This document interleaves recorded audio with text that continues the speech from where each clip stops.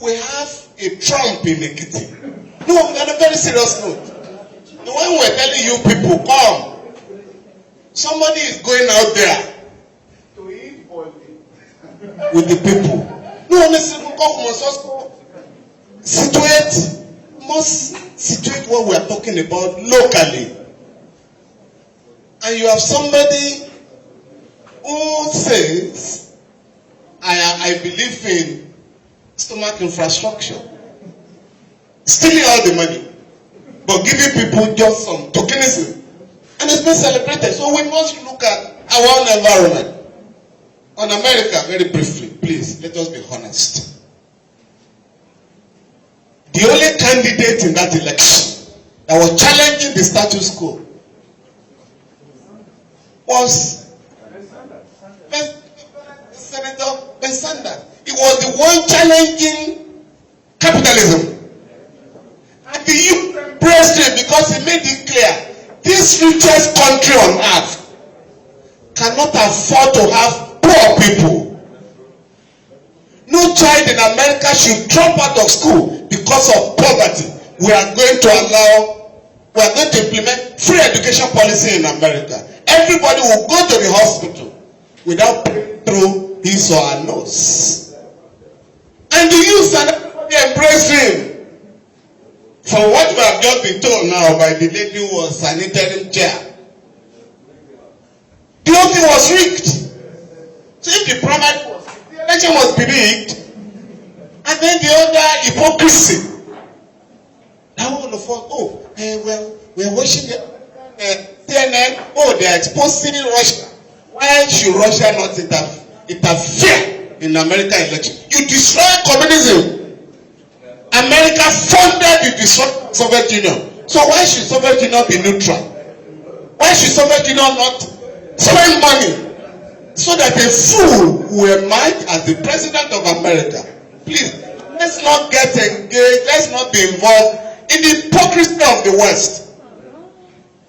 Please, let's come home. And you know, if we are here tomorrow, we'll be pontificating.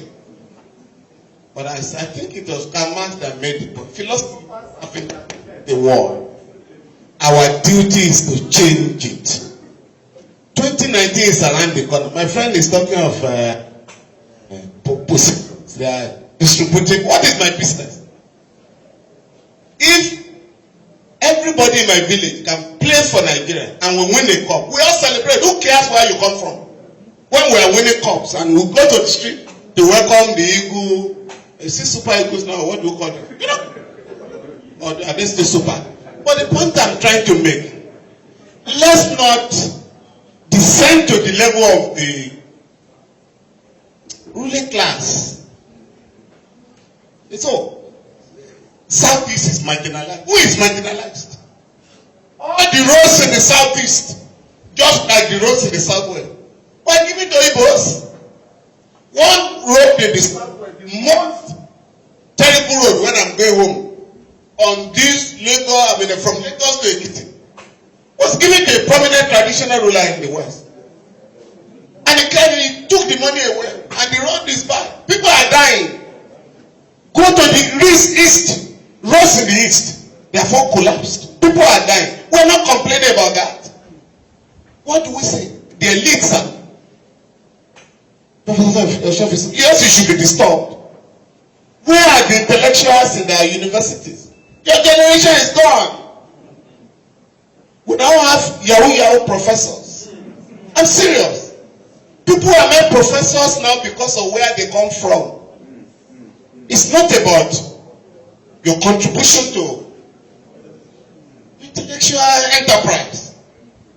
We want to have a university in our village. So now, a vice chancellor must come from, you are not aware. Vice chancellors are elected on the basis of ethnicity. We are no longer talking of the days of Papoyade, the days of Adia Ijaya and others. When we are looking for the best, those who are National Merit Award winners. Now, it is a question of race to become a vice chancellor now, sir. You do everything about everything. Oh yes. So please, let us be very serious please, my very good friend, on restructuring, please again, let us be very careful. When Afenifere, Ohaneze, and all these people are talking about restructuring, it's restructuring for the elite, not restructuring for the people of Nigeria. There is no state in Nigeria today where local governments have not been cornered. All the funds of local government have been cornered by state governors. As far as we are concerned, that's not part of restructuring. In this part of the world, Southwest, that is leading the campaign, when you are talking of Fulani, which Fulani? The Southwest that is leading that campaign. Many of our people are wearing our caps, are not thinking like Awara at all. In this part of the world, sir, I went to Argentina to bring a type of specimen, a type of cow. That type of cow is already extinct now. I'm sure those of us who were growing up in the 60s, you know the type what I'm talking about, fatter, small horns, you know. You can't find them again. That is why we now have to go to the north. That people now have to bring cows. Very primitive. Your president, a Katuriara, but he never added value. Anytime our president, anytime he concluded a campaign as a candidate, he will go back to his cows, tendering them like they were doing 500 years ago. But Botswana here, an African country, please let's not go to Europe or America. Botswana has a population of 1.6 million people. The population of cows there, 2.8 million. What have they done? The largest exporter of meat in Africa, the largest producer of meat. They have franchises and abattoirs. Here, you have somebody to bring a cow from Sokoto to Lagos. They must graze, they must feed. The man must, if he hasn't seen his wife for 2 or 3 months, he must rape on the way. Oh yes, naturally. So, but instead of saying, let us have franchise, let us have abattoirs. Now there are 21 branches of this shopping mall now, the one from South Africa. ShopRite. All the meat that we buy elite in those shops, all the meat is produced in Kenya here, the hometown of the vice president. And I've challenged the vice president. If ShopRite can do that, why can the government of Nigeria not do that? But we all know the Fulanis are killing our people. Is it rocket science to produce meat? So please, I beg you, 2019 is here. And a government that has not done anything is winning election everywhere. You know what I mean? And yes, it's either Buhari now or Atiku. We're in trouble. So please, let us take advantage of the internet to start raising serious issues about our future. The black man is in trouble. We're talking of the white people, and we're talking of Trump. Let them have many Trumps.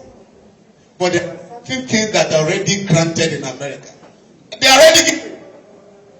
Here, it is, I'm defending somebody now.